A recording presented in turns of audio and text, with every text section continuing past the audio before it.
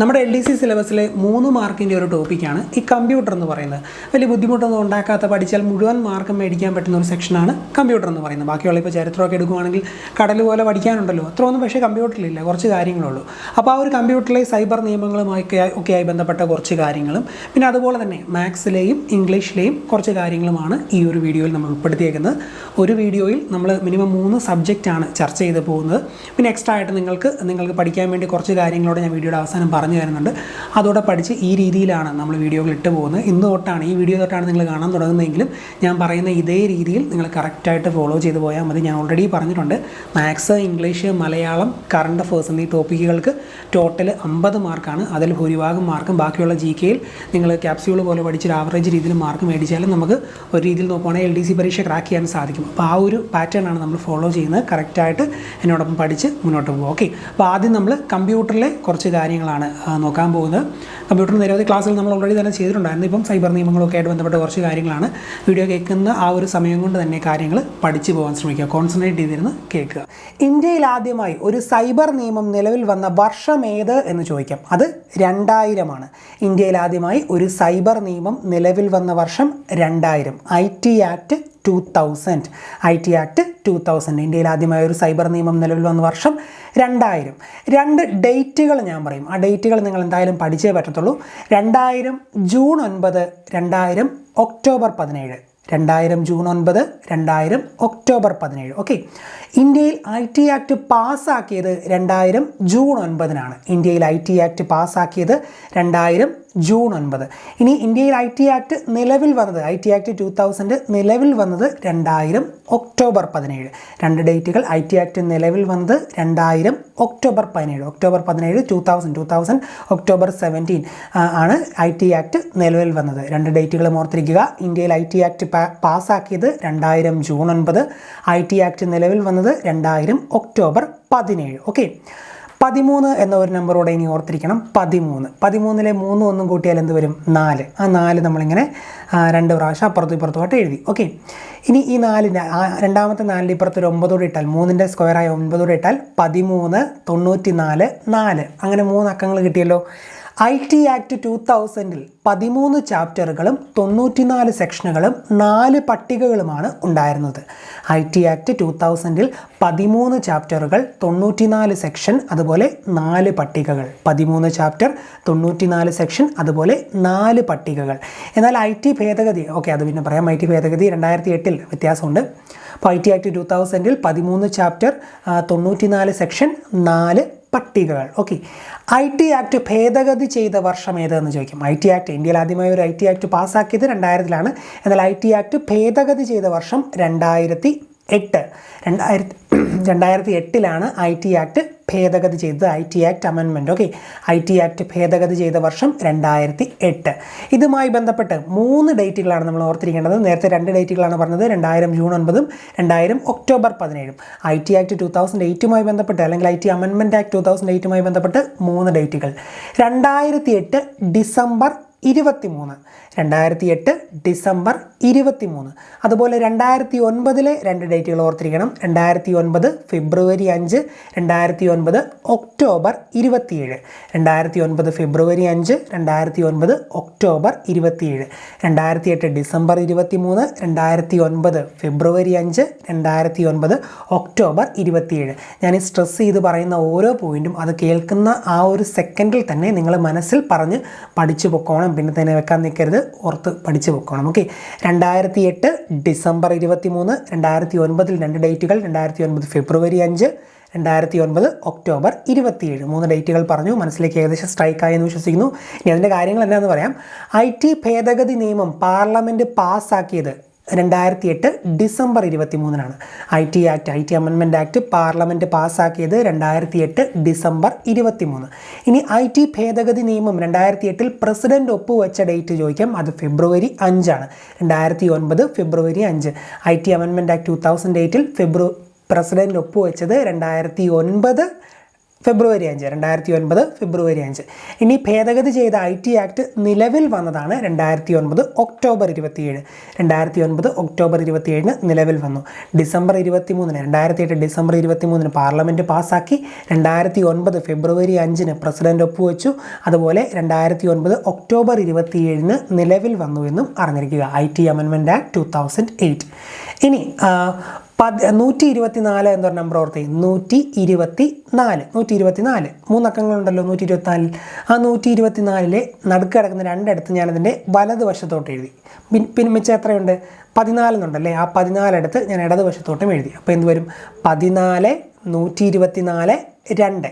14 124 2. Okay. IT ഭേദഗതി നിയമം 2008 14 ചാപ്റ്ററുകൾ 124 section 2 പട്ടിക. IT ഭേദഗതി ആക്ട് 2008 14 ചാപ്റ്ററുകൾ 124 സെക്ഷൻ 2 പട്ടികകൾ. ഒന്നുകൂടെ പറയാം. IT ഭേദഗതി IT അമെൻമെൻറ്റ് ആക്ട് 2008 14 ചാപ്റ്ററുകൾ 124 സെക്ഷൻ 2 പട്ടികകൾ. IT ആക്ട് 2000 എത്രയായിരുന്നു? 13 13 ചാപ്റ്റർ 94 സെക്ഷൻ 4 പട്ടികകൾ. എന്നാൽ IT അമെൻമെൻറ്റ് ആക്ട് 2008 14 ചാപ്റ്ററുകൾ 124 സെക്ഷൻ അതുപോലെ 2 പട്ടികകളും ഉണ്ട് എന്ന് അറിഞ്ഞിരിക്കുക. സൈബർ നിയമങ്ങൾ എന്ന വിഷയം ഇന്ത്യൻ ഭരണഘടനയിൽ ഉൾപ്പെടുത്തിയിരിക്കുന്നത് റെസിഡ്യൂവൽ പവേഴ്സ് അഥവാ അവശിഷ്ട അധികാരങ്ങളിലാണ്. സൈബർ നിയമങ്ങൾ ഉൾപ്പെടുത്തിയിരിക്കുന്നത് അവശിഷ്ട അധികാരങ്ങൾ അഥവാ റെസിഡ്യൂവൽ പവേഴ്സിലാണെന്നും ജസ്റ്റ് ഒന്ന് മനസ്സിൽ കോർത്തു പോവുക. ഓക്കെ. ഇനി സൈബർ നിയമം നിലവിൽ വന്ന ആദ്യ ഏഷ്യൻ രാജ്യം ഏത് എന്ന് ചോദിക്കും. സൈബർ നിയമം നിലവിൽ വന്ന ആദ്യ ഏഷ്യൻ രാജ്യം അതേതാണ്? സിംഗപ്പൂരാണ്. സൈബർ നിയമം നിലവിൽ വന്ന ആദ്യ ഏഷ്യൻ രാജ്യം. ഇപ്പം എന്താണ്, ഒരു ഭാര്യയും ഭർത്താവിനെ ഇമാജിൻ ചെയ്യുക. ആ ഭാര്യയ്ക്ക് ഭർത്താവ് കുടിക്കുന്നത് ഒട്ടും ഇഷ്ടമല്ലായിരുന്നു. അതുകൊണ്ട് തന്നെ ബാറിൽ നിന്ന് ഭർത്താവ് കുപ്പിയൊക്കെ മേടിച്ചുകൊണ്ട് ഭയങ്കര രഹസ്യമായിട്ടായിരുന്നു വന്നുകൊണ്ടിരുന്നത്. ഒരു ദിവസം ഇത് എന്താ പറയുക, ആദ്യമേ എങ്ങാനും ഭർത്താവ് രഹസ്യമായിട്ട് കൊണ്ടുവരുമ്പോൾ എങ്ങാനും ഈ ഭാര്യ ഇത് കാണുവാണെങ്കിൽ അപ്പോൾ തന്നെ ആ കുപ്പിയെടുത്ത് സിങ്കിനകത്ത് ഒഴിച്ച് കളയും. കുപ്പിയിലെ മദ്യം എടുത്ത് സിങ്കിനകത്ത് ഒഴിച്ച് കളയും. നമ്മുടെ ഈ സിനിമയിൽ ജഗതിയും ഇന്ദുമണിക്കരെയൊക്കെ കാണുന്ന പോലെ സിങ്കിനകത്ത് ഒഴിച്ച് കളയും. അപ്പോൾ ആദ്യമേ കണ്ടാൽ സിങ്കിനകത്ത് ഒഴിച്ച് കളയും. എങ്ങനെ കാണാതെ വീട്ടിൽ എവിടെയെങ്കിലും കൊണ്ട് ഒളിപ്പിച്ച് വെച്ചാൽ പുള്ളിക്കാരൻ രക്ഷപ്പെട്ടു. മേടിച്ചുകൊണ്ട് വരുമ്പോഴേ ആദ്യമേ കാണുകയാണെങ്കിൽ സിങ്കിനകത്ത് ഒഴിച്ച് കളയും എന്നോർത്തേ. അപ്പം ബാറിൽ നിന്ന് കുപ്പി മേടിച്ചുകൊണ്ട് വരുന്നതെന്നൊക്കെ പറഞ്ഞല്ലോ. അപ്പം സൈബർ നിയമം നിലവിൽ വന്ന ആദ്യ ഏഷ്യൻ രാജ്യം സിംഗപ്പൂരാണ്. അതൊരു കണക്ഷൻ സുഖമില്ലായിരുന്നല്ലേ. പോട്ടെ. സൈബർ നിയമം നിലവിൽ വന്ന ആദ്യ ഏഷ്യൻ രാജ്യം സിംഗപ്പൂരാണ്. സൈബർ നിയമം നിലവിൽ വന്ന ആദ്യ ഏഷ്യൻ രാജ്യം സിംഗപ്പൂരാണ്. ആദ്യമേ ബാറിൽ നിന്ന് സൈബർ കണക്ട് ചെയ്യാമല്ലോ. ബാറിൽ നിന്ന് കുപ്പി മേടിച്ചുകൊണ്ട് വരുമ്പോൾ വൈഫ് കാണുവാണെങ്കിൽ സിങ്കിനകത്ത് ഒഴിച്ച് കളയും. സിംഗപ്പൂർ. സൈബർ നിയമം നിലവിൽ വന്ന ഏഷ്യൻ രാജ്യം സിംഗപ്പൂരാണെന്ന് അറിഞ്ഞിരിക്കുക. സൈബർ നിയമം പ്രാബല്യത്തിൽ വന്ന ആദ്യ ദക്ഷിണേന്ത്യൻ രാജ്യം ഏതെന്ന് ചോദിക്കാം. അത് ഇന്ത്യയാണ്. സൈബർ നിയമം പ്രാബല്യത്തിൽ വന്ന ആദ്യ ദക്ഷിണേന്ത്യൻ രാജ്യം ഇന്ത്യ. ഓർത്തിരിക്കുക, സൈബർ നിയമം പ്രാബല്യത്തിൽ വന്ന ആദ്യ ദക്ഷിണേന്ത്യൻ രാജ്യം ഇന്ത്യ. എന്നാൽ ആദ്യ ഏഷ്യൻ രാജ്യം സിംഗപ്പൂരാണെന്നും അറിഞ്ഞിരിക്കുക. Indian computer emergency response team അഥവാ CERT In. Indian computer emergency response team അഥവാ സെർട്ട് ഇൻ. സൈബർ സുരക്ഷയ്ക്ക് വേണ്ടി കേന്ദ്ര സർക്കാർ രൂപം നൽകിയിരിക്കുന്ന പ്രത്യേക ടീമാണ് Indian computer emergency response team അഥവാ സെർട്ട് ഇൻ. സൈബർ സുരക്ഷയ്ക്ക് വേണ്ടി കേന്ദ്ര സർക്കാർ രൂപം നൽകിയിരിക്കുന്ന പ്രത്യേക team Indian computer emergency response team അഥവാ സെർട്ട് ഇൻ. 2004 ഇത് നിലവിൽ വന്നത്. എന്നോട് പറയാം, സൈബർ സുരക്ഷയ്ക്ക് വേണ്ടി കേന്ദ്ര സർക്കാർ രൂപം നൽകിയിരിക്കുന്ന പ്രത്യേക ടീമാണ് കമ്പ്യൂട്ടർ എമർജൻസി റെസ്പോൺസ് ടീം അഥവാ സെർട്ട് ഇൻ. 2004 ഇത് നിലവിൽ വന്നത്. അതുപോലെ തന്നെ സർക്കാർ നെറ്റ്വർക്കുകളിലെ സൈബർ ആക്രമണങ്ങൾ മുൻകൂട്ടി കണ്ടുപിടിക്കാനും തടയാനുമായി നാഷണൽ ഇൻഫോർമാറ്റിക്സ് സെൻറ്റർ ആരംഭിച്ച പദ്ധതിയാണ്. സെർട്ടിൻ്റെ കൂടെ ഒരു NIC കൂടെ ഇട്ടാൽ മതി. NIC സെർട്ട്. നാഷണൽ ഇൻഫോർമാറ്റിക്സ് സെൻറ്റർ ആരംഭിച്ച പദ്ധതിയാണ് NIC സെർട്ട്. ഓക്കെ. 2017 ഇത് ആരംഭിച്ചത്. അപ്പോൾ സർക്കാർ നെറ്റ്വർക്കുകളിലെ സൈബർ ആക്രമണങ്ങൾ മുൻകൂട്ടി കണ്ടുപിടിക്കാനും തടയാനും സർക്കാരിൻ്റെ ഗവൺമെൻറ്റിൻ്റെയൊക്കെ നെറ്റ്വർക്കിൽ സംഭവിക്കുന്ന വിവിധ സൈബർ ആക്രമണങ്ങളൊക്കെ മുൻകൂട്ടി കണ്ടെത്താനും അതുപോലെ അതിനെ തടയാനും ഒക്കെയായി നാഷണൽ ഇൻഫോർമാറ്റിക്സ് സെൻറ്റർ. അപ്പോൾ ഇത് ഓർത്തിരിക്കുക, നാഷണൽ ഇൻഫോർമാറ്റിക്സ് സെൻറ്റർ ആരംഭിച്ച പദ്ധതി ഏത് എന്ന് ചോദിക്കും. നമ്മുടെ സെർട്ടിൻ്റെ കൂടെ തന്നെ ഒരു NIC കൂടെ ഇട്ടാൽ മതി. നാഷണൽ ഇൻഫോർമാറ്റിക്സ് സെൻറ്ററിൻ്റെ NIC കൂടെ ഇട്ടാൽ NIC സെർട്ട്. അത് 2017 ആരംഭിച്ചത്. 2 ഗവൺമെൻറ്റിൻ്റെ സംഭവങ്ങളോട് അറിഞ്ഞിരിക്കണം. 3.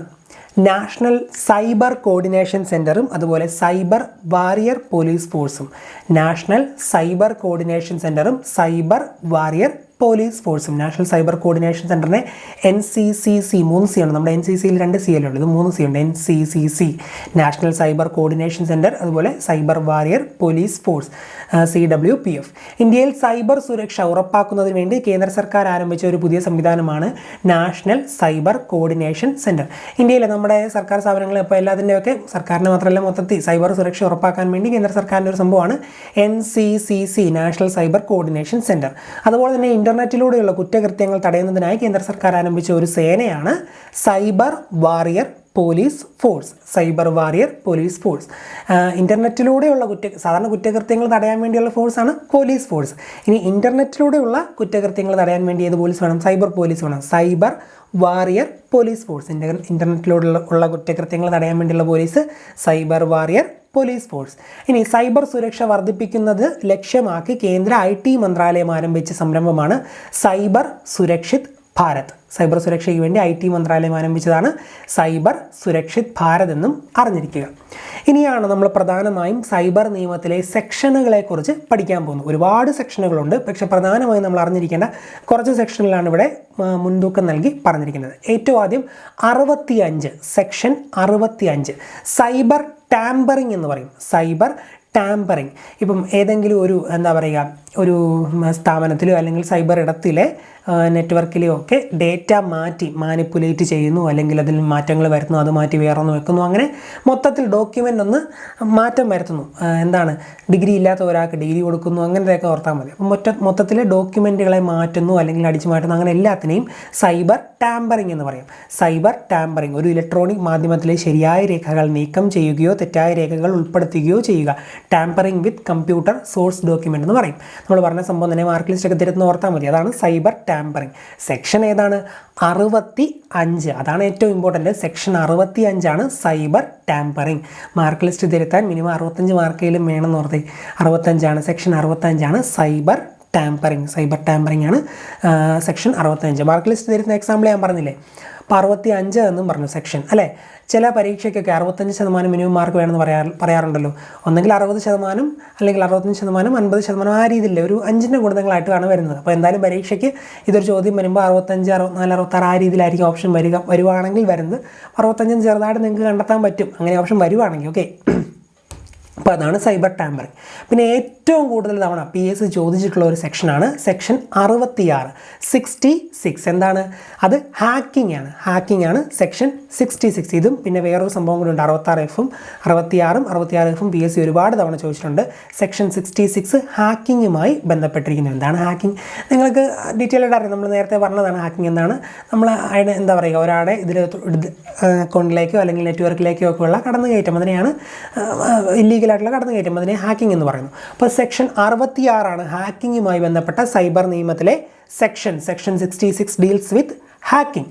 ഇനി 66B, 66C, 66D, 66E, 66F, 66 ഒക്കെ നമ്മൾ പഠിക്കണം. അപ്പം ആദ്യം നമ്മൾ 66B ആണ് പഠിക്കാൻ പോകുന്നത്. ഈ മോഷ്ടിച്ച് കള്ളന്മാരൊക്കെ കമ്പ്യൂട്ടർ മോഷ്ടിച്ചിട്ട്, ഇപ്പം ചില പിള്ളേരൊക്കെ ഉണ്ട് കോളേജിലെ ലാസ്റ്റ് ദിവസം ലാബിൽ നിന്ന് കമ്പ്യൂട്ടറോ അല്ലെങ്കിൽ അതിൻ്റെ CPUവിൻ്റെ എന്തെങ്കിലും ഭാഗങ്ങളോ മൗസോ ഒക്കെ അടിച്ചു മാറ്റി വീട്ടിൽ കൊണ്ടുപോകുന്നവർ. അപ്പോൾ ഇത് എന്താ പറയുക, എന്തെങ്കിലും വലിയ കമ്പ്യൂട്ടറൊക്കെയാണ് അടിച്ചുകൊണ്ട് പോകുന്നതെങ്കിൽ അത് എവിടെയെങ്കിലും കൊടുത്ത് കാശ് മേടിക്കുമായിരിക്കും അല്ലേ. അപ്പോൾ അങ്ങനെ മോഷ്ടിച്ച സാധനങ്ങളൊക്കെ മേടിച്ചാൽ അത് കുറ്റകരമാണ് എന്നൊക്കെ പറയുന്ന സംഭവമാണ് ഈ 66B.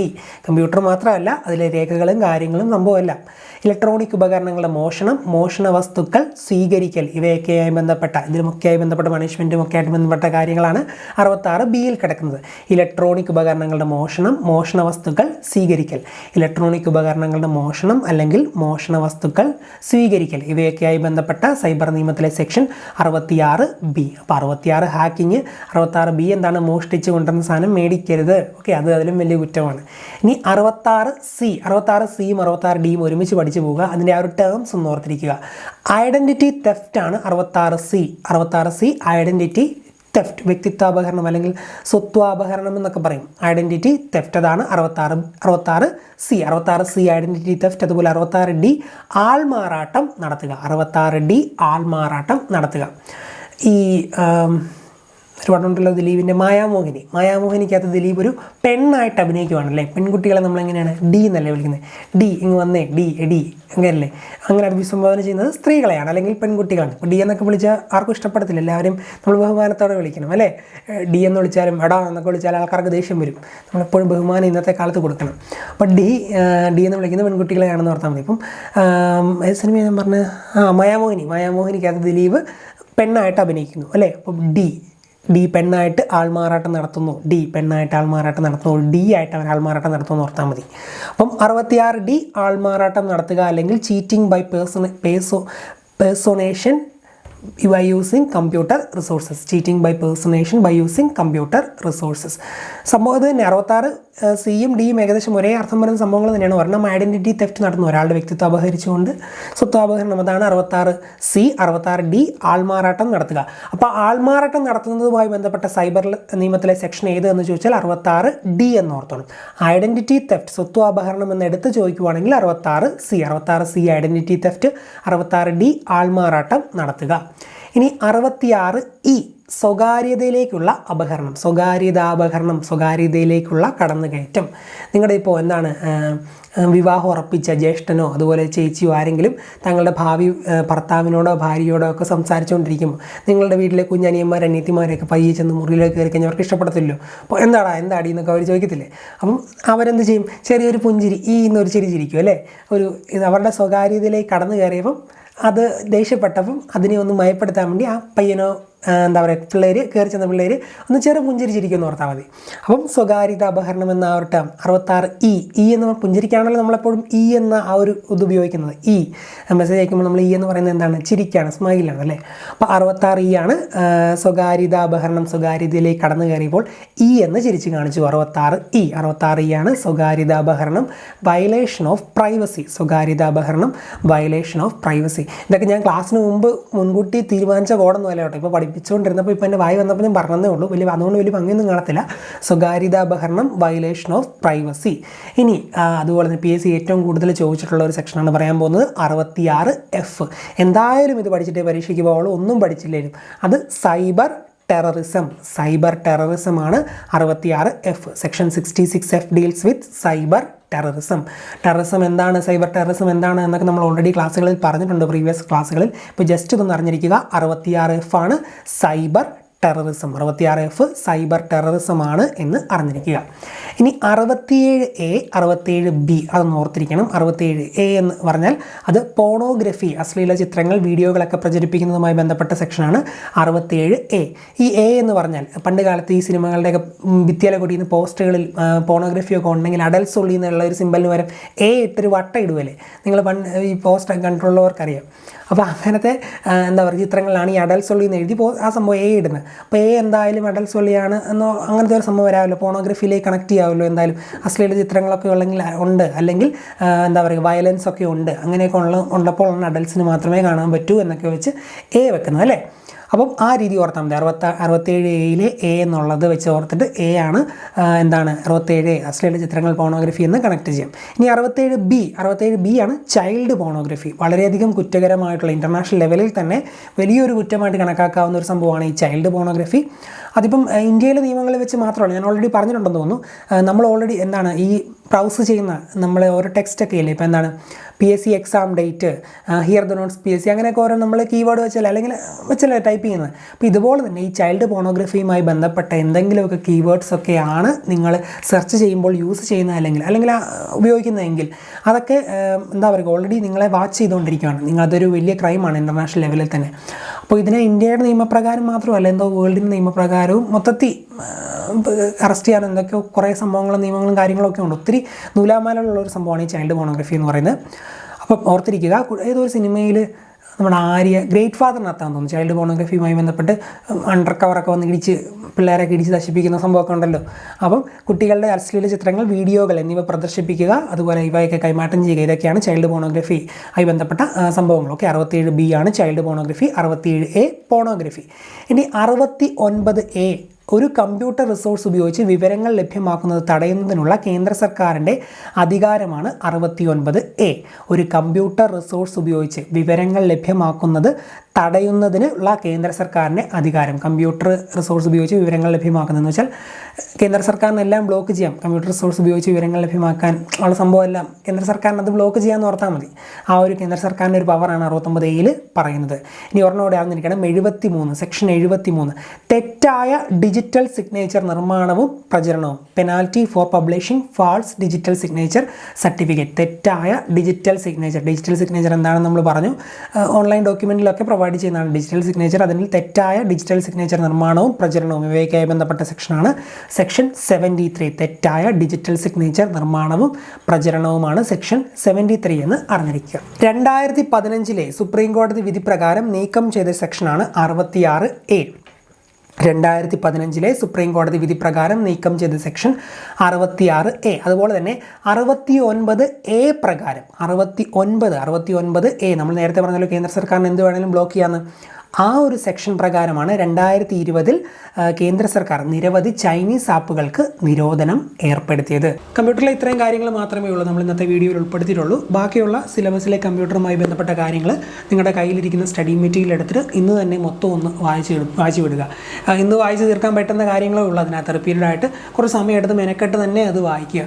അങ്ങനെ വായിക്കുമ്പോൾ നിങ്ങൾക്ക് ആ ടോപ്പിക്കെല്ലാം ഒന്നുകൂടി ഒന്ന് സുപരിചിതമാവുന്നതാണ്. പിന്നെ പരീക്ഷയ്ക്ക് ആവശ്യമായിട്ടുള്ള കംപ്ലീറ്റ് സ്റ്റഡി മെറ്റീരിയൽ ഇല്ലാത്തവർ നമ്മുടെ കോഴ്സ് മേടിച്ചാൽ മതി. അതിനകത്ത് കറക്റ്റായിട്ട് പഠിക്കാൻ ആവശ്യമായിട്ടുള്ള കണ്ടൻറ്റ്, മുൻവർഷ ചോദ്യങ്ങളും പിന്നെ അതുപോലെ ആവശ്യമുള്ള കണ്ടൻറ്റ് മാത്രം ക്യാപ്സ്യൂൾ പോലെ നമ്മൾ പ്രൊവൈഡ് ചെയ്യുന്നുണ്ട്. അത് വേണമെന്നുള്ളത് സ്ക്രീനിൽ കാണുന്ന ഈ ഒരു നമ്പറിൽ LDC കോഴ്സ് മെസ്സേജ് അയച്ചാൽ മതി. അല്ലെങ്കിൽ ഹിയർ ദ നോട്ട്സ് എന്ന ആപ്പ് പ്ലേ സ്റ്റോറിൽ നിന്ന് ഡൗൺലോഡ് ചെയ്ത് കോഴ്സ് വാങ്ങാവുന്നതാണ്. അതിനകത്ത് എല്ലാ സ്റ്റഡി മെറ്റീരിയലും അവൈലബിൾ ആണ്. ഓക്കെ, അപ്പോൾ ഇന്ന് കമ്പ്യൂട്ടർ പക്കായിട്ട് നിങ്ങൾ നോക്കുക. അപ്പോൾ ഇനി നമ്മൾ നോക്കാൻ പോകുന്നത് മാത്സ് അല്ല, ഇംഗ്ലീഷ് കഴിഞ്ഞ് മതി. ഇംഗ്ലീഷുമായി ബന്ധപ്പെട്ട വൊക്കാബുലറി എന്ന ഭാഗത്തിലെ കുറച്ച് ചോദ്യങ്ങളാണ്. വൊക്കാബുലറി ശരിക്കും പഠിക്കേണ്ടത്. പലർക്കും ഒരു തെറ്റിദ്ധാരണയുണ്ട്, ഈ കുറേ അങ്ങ് വായിച്ച് പഠിച്ച സംഭവം സെറ്റാവുന്നു. വായിച്ച് മാത്രം പഠിച്ചാൽ പോരാ, മാക്സിമം പ്രാക്ടീസ് ചെയ്യണം. അതുകൊണ്ട് തന്നെ ക്വിസ് പോലെ കുറേ ചോദ്യങ്ങളാണ് നമ്മളിവിടെ ഇട്ടേക്കുന്നത്. സിംഗുലർ പ്ലൂറലും ഒക്കെ ആയിട്ട് ബന്ധപ്പെട്ട് വരുന്ന വൊക്കാബുലറി എന്ന ഭാഗത്തിലെ കുറച്ച് കാര്യങ്ങൾ. നിങ്ങൾ കുറേ കണ്ടൻറ്റ് വായിച്ച് തന്നെ പഠിക്കണം. വായിക്കുന്ന കൂട്ടത്തിൽ മാക്സിമം ക്വിസ് ഈ വൊക്കാബുലറിക്ക് ചെയ്യണം. വൊക്കാബുലറിക്ക് അതേ ചെയ്യാനുള്ളൂ. 5 മാർക്കാണ് ഈ വൊക്കാബുലറി വരുന്നത്. അപ്പോൾ കുറച്ച് ക്വിസ്സാണ്. ശരിയാക്കാൻ പറ്റുന്നുണ്ടോ ഒന്ന് നിങ്ങൾ ശ്രമിച്ച് നോക്കുക, നിങ്ങളുടെ ഒരു ഇംഗ്ലീഷിൻ്റെ ഒരു അറിവൊക്കെ വെച്ച്. ബാക്കി ഇത് ചെയ്തതിന് ശേഷം വൊക്കാബുലറിയിലെ കുറേ കാര്യങ്ങൾ നിങ്ങൾ നിങ്ങളുടെ സ്റ്റഡി മെറ്റീരിയൽ എടുത്ത് ഇന്നങ്ങ് വായിച്ചാൽ മതി. അപ്പോൾ ക്വിസിലേക്ക് കടക്കാം.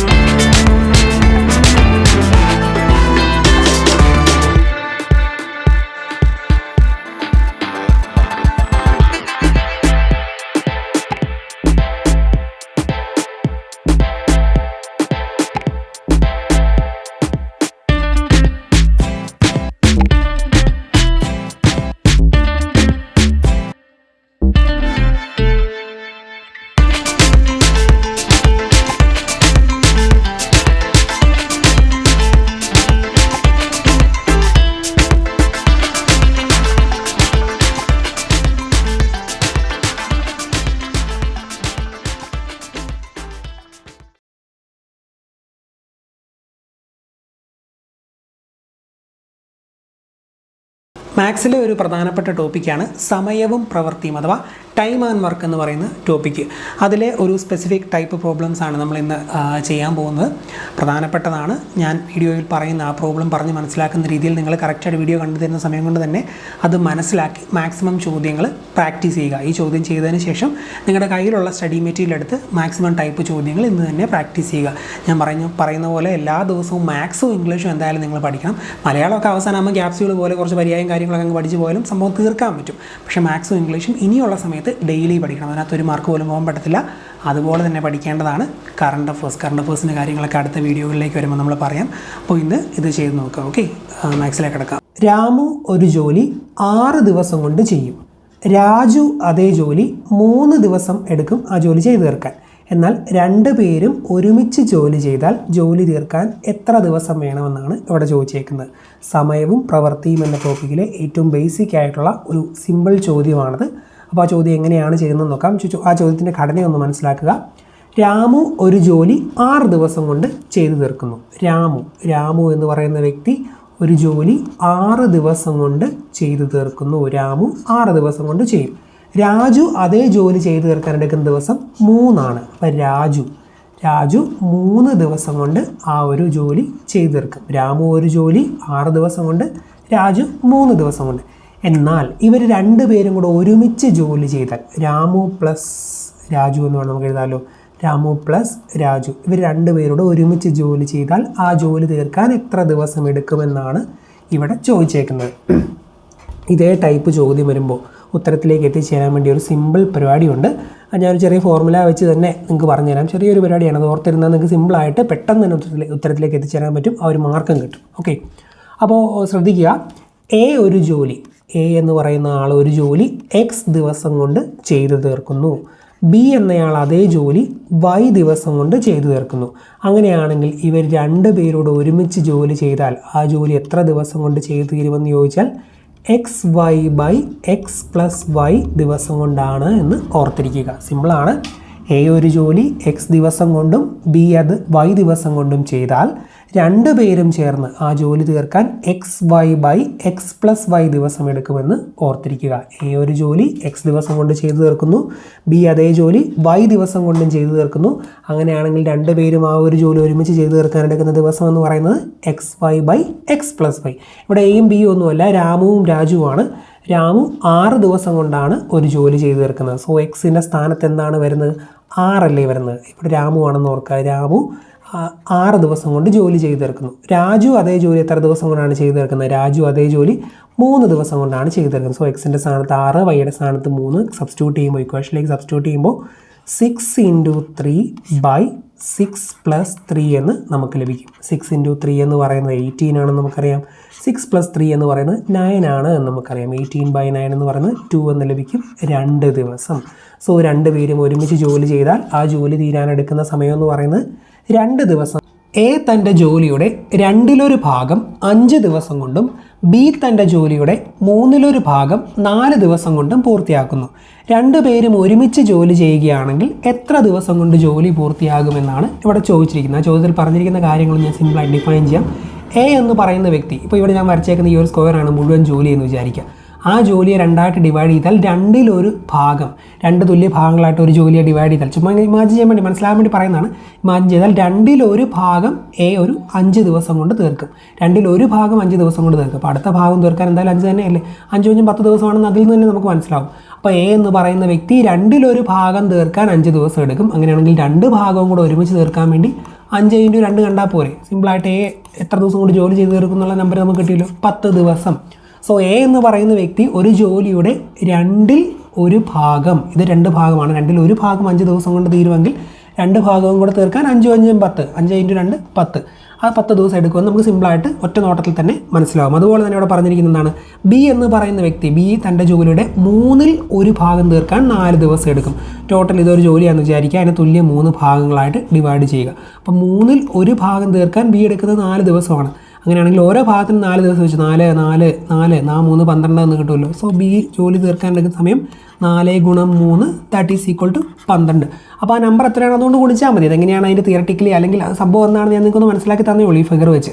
അപ്പം ബി ഒരു ജോലി ചെയ്ത് തീർക്കാൻ എടുക്കുന്ന ദിവസം 12 ദിവസമാണ് എന്ന് നമുക്ക് കിട്ടി. എ ജോലി ചെയ്ത് തീർക്കാൻ എടുക്കുന്ന ദിവസം 10 ദിവസവുമാണ്. അങ്ങനെയാണെങ്കിൽ രണ്ടുപേരും ഒരുമിച്ച് ജോലി ചെയ്യുകയാണെങ്കിൽ എത്ര ദിവസം കൊണ്ട് ജോലി തീരുമെന്നാണ് ഇവിടെ ചോദിച്ചേക്കുന്നത്. രണ്ടുപേർ ഓരോരുത്തരും വ്യക്തിപരമായിട്ട് ജോലി ചെയ്താൽ എത്ര ദിവസം കൊണ്ട് ജോലി തീരുമെന്നുള്ള കാര്യവും തന്നിട്ടുണ്ട്. അങ്ങനെയാണെങ്കിൽ രണ്ടുപേരും ഒരുമിച്ച് ജോലി ചെയ്താൽ എത്ര ദിവസം കൊണ്ട് ജോലി തീരുമെന്നുള്ള സംഭവം കാണാൻ വേണ്ടി നമുക്ക് ആ XY/X+Y എന്ന ഫോർമുലയായിട്ട് ഉത്തരത്തിലേക്ക് എത്തിച്ചേരാൻ പറ്റത്തില്ലേ? So that is equal to 10 × 12 divided by 10 + 12 that is equal to 120/22 എന്ന് വരും. അതെന്ന് പറയുന്നത് 60/11 എന്ന് വരും. കാൽക്കുലേറ്റ് ചെയ്യുമ്പോൾ 5.45 എന്ന് കിട്ടും. മാത്സിലെ ടൈം ആൻഡ് വർക്കുമായി ബന്ധപ്പെട്ട മാക്സിമം ചോദ്യങ്ങൾ എന്ന് തന്നെ നിങ്ങൾ പ്രാക്ടീസ് ചെയ്യുക.